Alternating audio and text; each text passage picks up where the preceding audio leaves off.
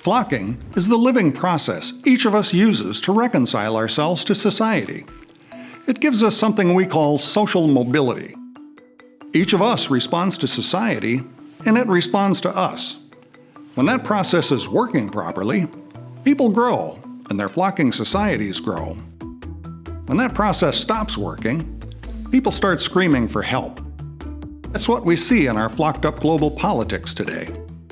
People can't create enough wealth together to believe that there's a better life ahead of them. Flocking doesn't create just economic growth. It creates an important subset of that growth. Flocking happens when people create wealth, not technology or machinery. Today, traditional economic measures tell us that things are great. We should be happy. But instead, we've got a huge flocking mess on our hands. We spend a lot of time today obsessing about politics. But politics doesn't create the people glue that societies need to move forward together. Shared wealth creation does that.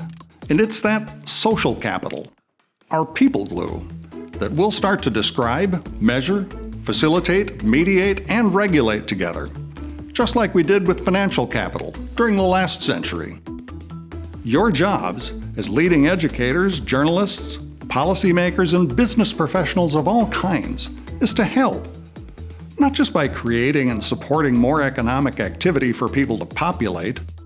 The job ahead of us is much bigger than that. It's time for us to help people create wealth together, to support their negotiation of what's valuable, and to stop flocking with them all the time and ignoring their real needs, like we see too often today. So it's time for us to find those new flockers, the ones who will lead the way to a better future for all of us.